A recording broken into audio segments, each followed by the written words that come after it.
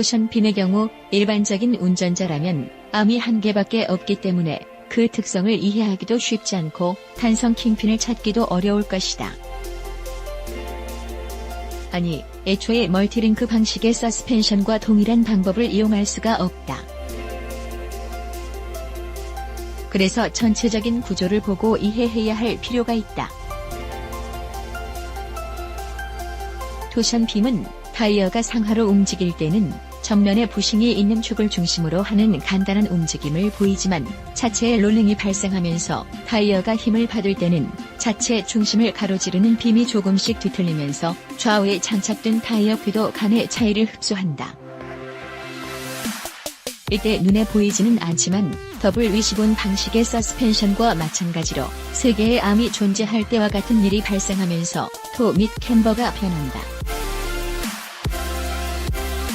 이를 통해 뒷바퀴의 움직임을 보조하는 것이다.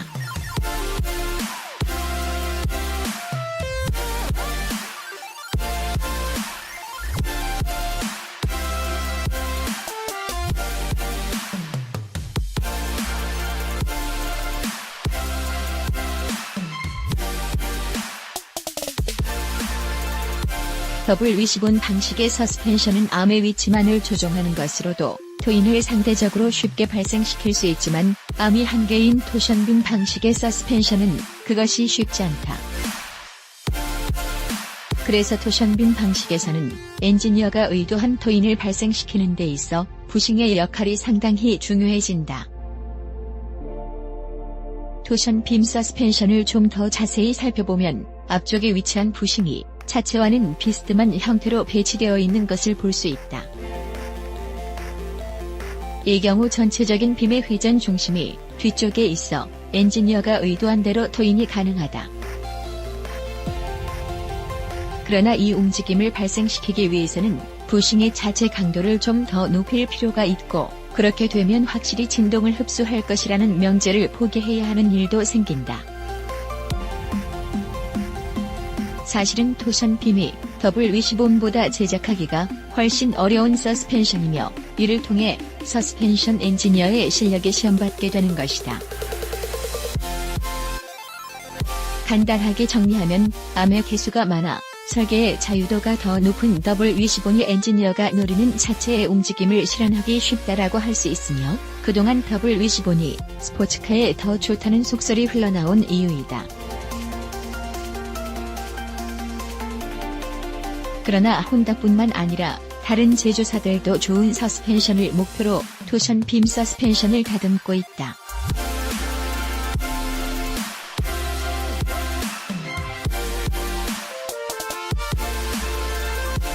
그것은 공간일 수도 있고 스타일일 수도 있으며 주행 성능일 수도 있다.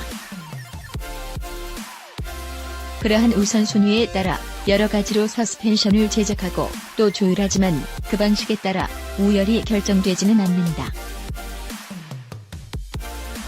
리어 타이어는 차체를 따라 항상 평행 방향으로 배치되어 움직이는 것이 아니라 코너링에 따라 미세하게 휘면서 최대의 코너링 포스를 발생시키고 그 결과 차체 안정과 코너링 성능에 큰 영향을 미친다. 그리고 그 방향으로 타이어가 회전하면서 차체를 기민하게 돌리는 것이다. 탄성 킹핀이 타이어 접지면보다 뒤에 있으면 슬립 각이 넓어져 코너링 포스가 더 강해지며 접지면보다 앞에 있으면 코너링 포스가 약해진다. 토션빔이 멀티링크보다 어렵다. 탄성 킹핀을 찾는 방법은 생각보다 쉽다. 서스펜션을 자세히 살펴보면 상단에서 한 개의 링크를, 하단에서 두 개의 링크를 찾을 수 있는데 상단의 링크와 하단 두 개의 링크 한가운데 부분을 서로 이으면 된다. 이 탄성 킹핀의 각도를 직접 확인하는 것만으로도 운전자 자신이 탑승하는 자동차의 코너링 성격을 알아낼 수 있을 것이다. 맥퍼슨 스트럽 방식과 멀티링크 방식의 리어 서스펜션을 적용하는 자동차의 경우 이 지점을 찾기가 상당히 쉽다.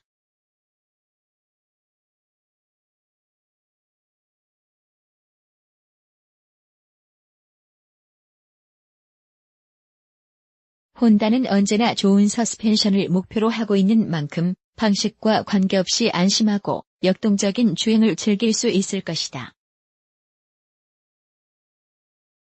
앞서 일부에서는 좋은 서스펜션의 조건 중 첫 번째인 확실히 진동을 흡수할 것에 대해서 설명했었다.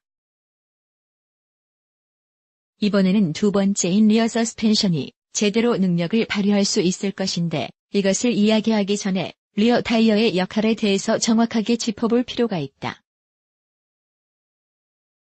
전륜구동 자동차라고 해도 리어 타이어가 그 역할을 다해야 자동차가 안정적인 자세를 갖추고 주행할 수 있기 때문이다. 자동차에서 타이어는 여러 가지 힘을 받지만 이번에는 코너링과 관련된 것에 집중할 예정이다.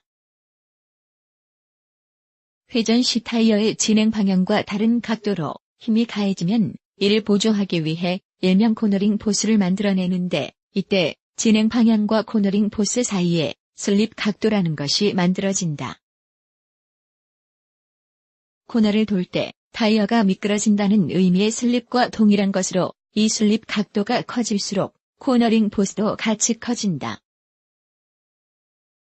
물론 한계는 있지만 이러한 힘이 가해지는 것은 모든 자동차가 동일하다. 자동차가 우회전할 경우 프론트 타이어는 스티어링 조작에 따라 바로 반응하기에 밖에서도 그 움직임을 즉시 확인할 수 있지만 리어 타이어는 그러한 반응을 보이지 않아 확인하기 쉽지 않다. 그러나 이 움직임을 위해서 본다면 진행 방향에 대해 프론트는 물론 리어 타이어도 슬립 각도가 걸린다는 것을 알 수 있다. 4개의 타이어가 동시에 만들어내는 코너링 포스로 인해 자동차에 걸리는 원심력에 대항할 수 있으며 운전자의 의도대로 코너를 돌 수 있다.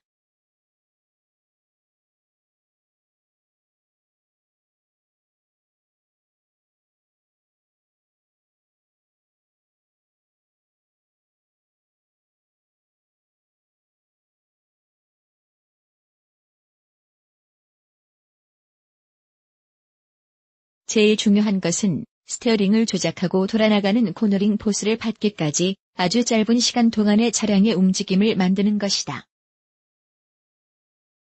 이는 코너에서 차체가 안정되는 것과 큰 관련이 있는데 스티어링을 조작하는 순간부터 프론트 타이어의 코너링 포스가 발생하며 차체가 회전하고 이후 리어 타이어의 코너링 포스가 발생하며 그 힘에 의해 차체의 회전이 멈추기 때문이다. 그것이 일명 자동차를 안정시키는 힘인데 이것만으로는 운전자가 안심하고 코너를 돌 수 있게 만들기에는 부족한 면이 있다. 운전자를 안심시키기 위해서는 리어 타이어가 더 큰 힘을 받아주면서 빠르게 움직이게 할 필요가 있다. 그래서 코너링 포스를 이용해 리어 타이어를 살짝 이동시키면서 슬립 각도를 늘리는 방법을 사용한다. 이것을 고무 탄성을 이용한 회전축이라고 하며 일명 탄성 킹핀이라고 부른다.